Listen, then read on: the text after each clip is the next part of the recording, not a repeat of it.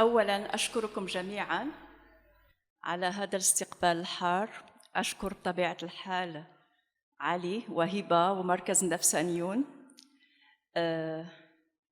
على الصمود والمقاومة والكفاح من أجل تحليل النفسي وعلم النفس والثقافة بصفة عامة في بلد رائع ولكن يعيش أزمة حادة وأزمات حرب أهلية واقتصاد يعني مآسي. ففعلا أنا فخورة بالوجود معكم وستتحدث بالفرنسية عن نقطة لم يتعرض لها من قبل، وهي اللقاء الشعري بين فرويد والمريضة أو المرأة المصابة بالهستيريا، وفرويد كان مثل الشاعر، فلقاء الشعر وهو في الحقيقة un hommage à la femme, là je parle en français, qui a su vraiment créer ce moment et imposer à Freud ce qu'elle n'a pas pu faire avec Charcot. Donc c'est souvenirs du corps. هذا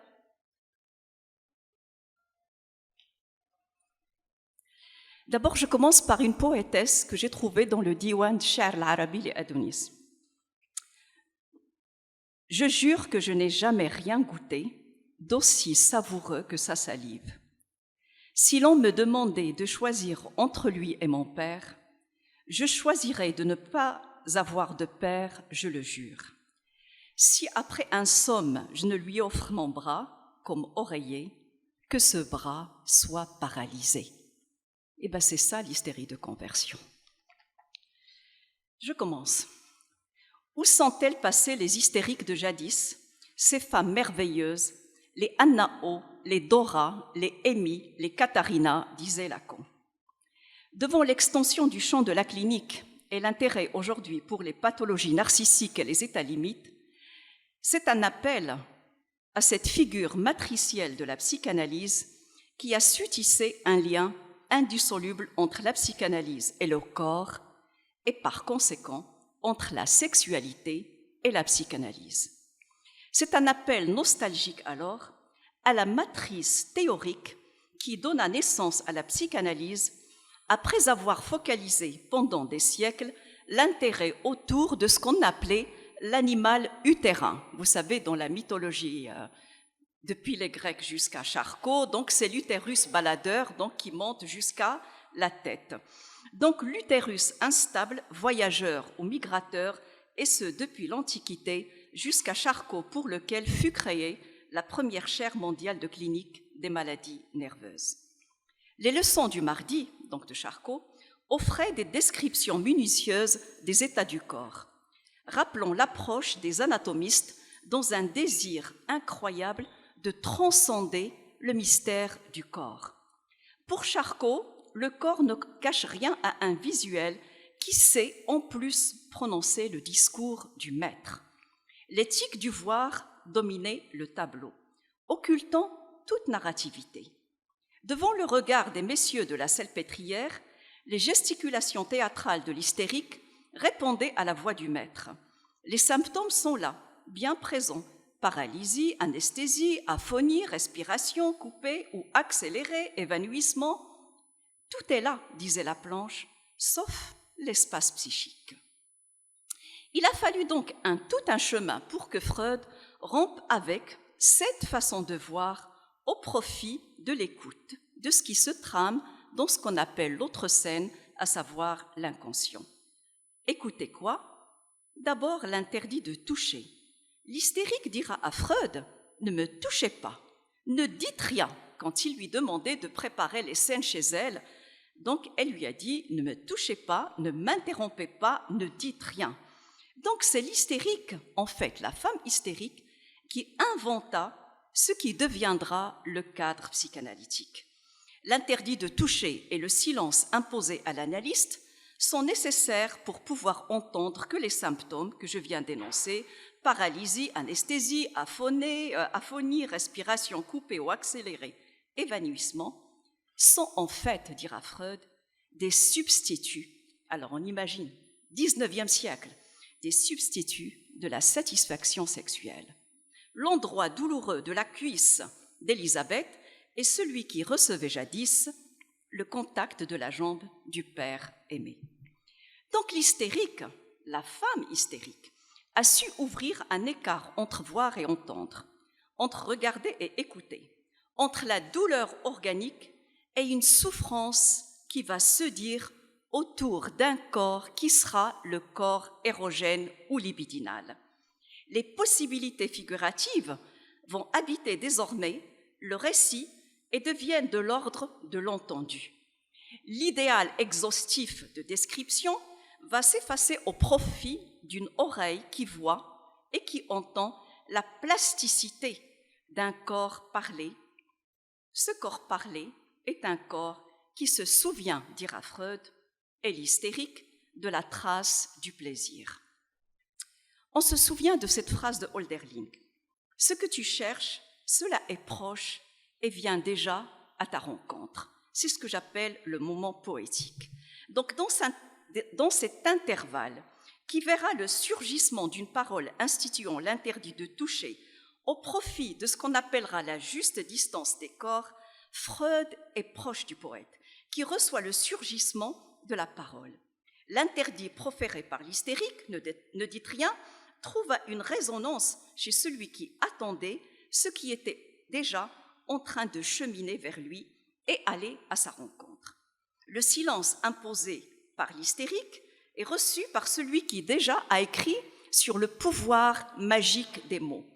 Dans un texte qui est bien avant Études sur l'hystérie, c'est-à-dire le traitement d'âme en 1890, Freud écrit « Un tel moyen, c'est-à-dire la guérison, est avant tout, le moyen de guérison, est avant tout le mot, et les mots sont bien l'outil essentiel du traitement psychique. » Donc le devant ne dit rien, Freud ne saisit que trop bien que la parole, qui est un substitut à l'acte, est le seul garant de l'existence d'un espace psychique.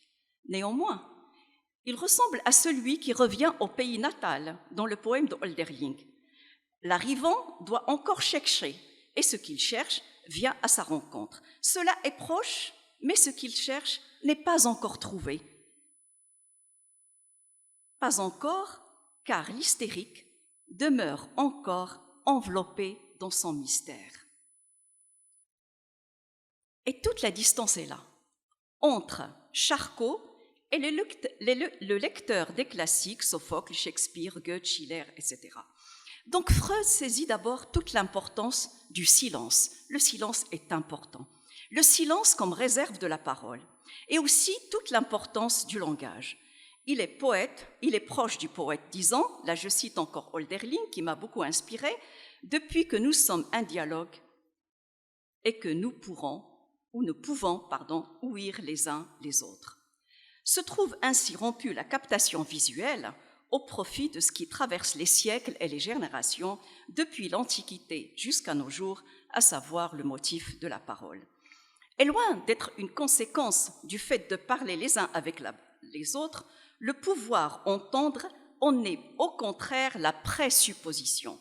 Entendre se trouve érigé sur la possibilité de la parole, et ce, depuis l'origine. Je vous rappelle ce mot de Ibn Arabi, « Il fut le premier locuteur et je fus le premier auditeur, ainsi le monde est né grâce à la parole. » Et donc là, on voit bien que Ibn Arabi a su donner aussi toute son importance au langage. Si l'on revient à Freud, c'est dans un article où Freud évoque la nature visuelle de Charcot, dans un texte aussi qu'on appelle pré-analytique qui se nomme Charcot, il s'interroge sur quelque chose d'essentiel. D'où vient-il que l'hystérique est soumis à un affect dont il affirme ne rien savoir du motif? Ce rien savoir est très important.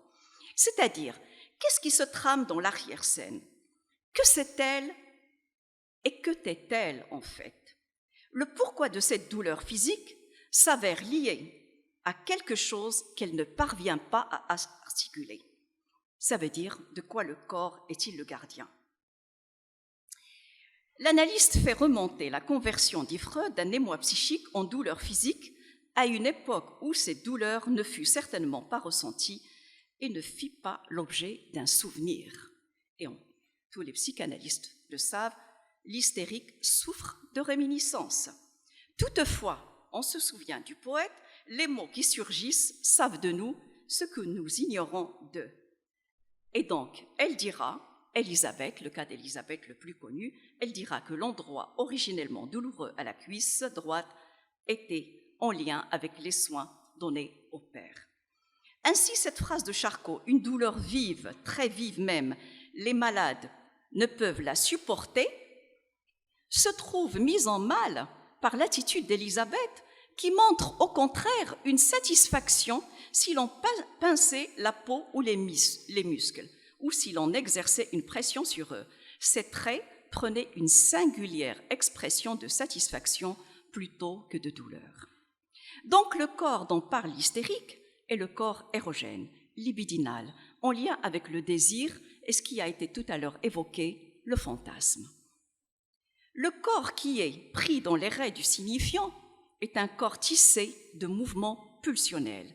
Il renvoie à l'érotique et ses impasses. Nous savons que du corps physiologique naît le corps érotique de par cette subversion libidinale des fonctions physiologiques et l'émergence de la sexualité. Donc l'hystérique dira, et l'analyste Freud écoutera, cette érogénité est cette chose qui tiraille et ne cesse de se dire à sa manière n'est autre que la chose sexuelle, et Freud dira encore et toujours la chose sexuelle. Et c'est là où on voit que même le discours de Diotime, qui a séduit des générations de philosophes, ne fait que renvoyer vers un au-delà du corps, ce qui va irriter Nietzsche. Disons,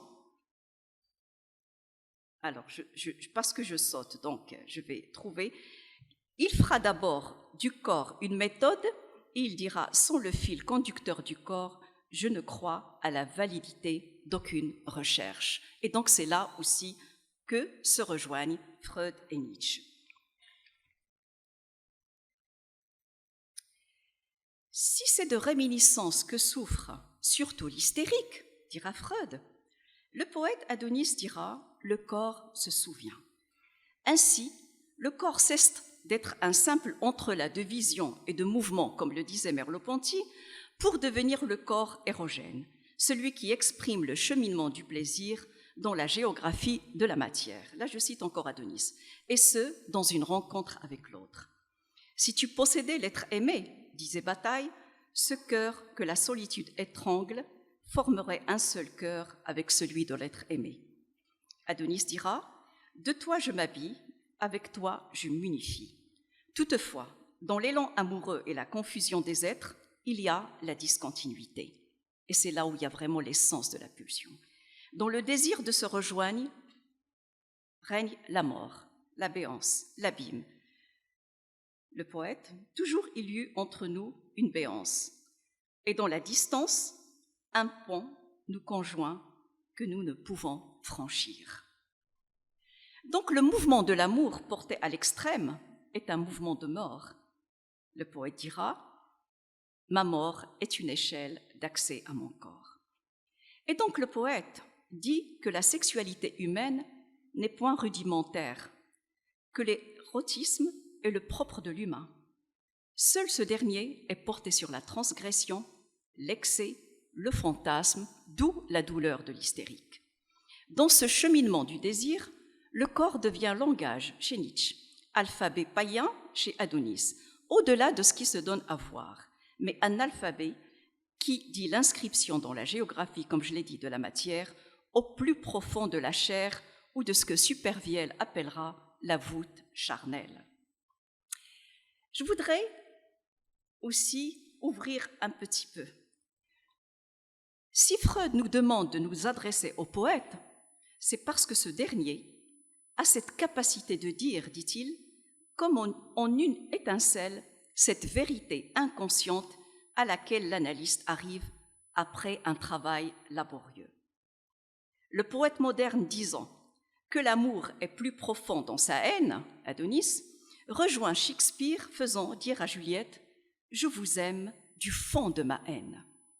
Ou bien, Rumi, seul celui qui est amoureux voit seul celui qui n'est pas amoureux, voit sa propre image dans l'eau. Ce qui exprime superbement cette division qui engendre l'impossibilité pour le sujet de se confondre avec son image. Ou bien, Attar, tu vois un reflet dans le miroir, est-ce véritablement voir ton visage? Tous ceux qui ont travaillé avec des patients traversant des expériences extrêmes dans la clinique savent que le visage réel cru n'apparaît que dans les expériences extrêmes.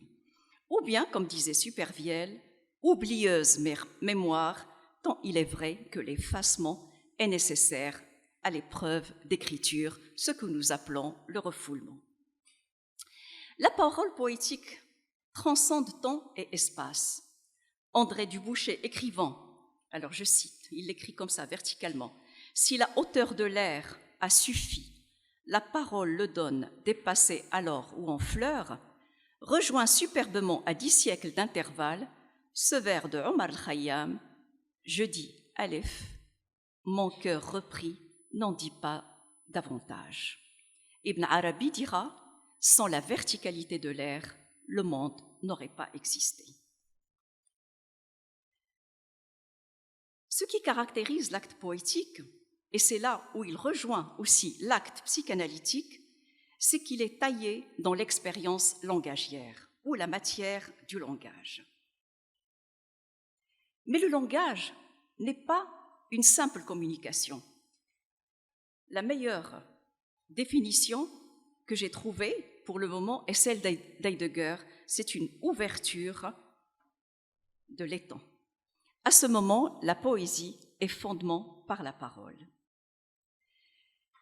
Lieu de métaphore, du transport amoureux, de la sensorialité et de l'érotique des mots, la parole plonge dans le sexuel infantile.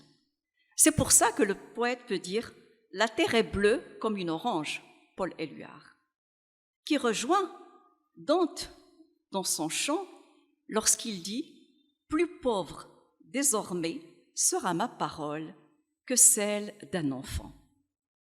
Car cheminer vers la parole se déploie dans la parole, dans sa marche vers le site de l'infantile, où le poète enfant, Adonis, je le cite, joue et il dit « Dans mes pas et dans mes mots sautille un enfant ». C'est ça l'enfance ou bien le langage de l'infantile.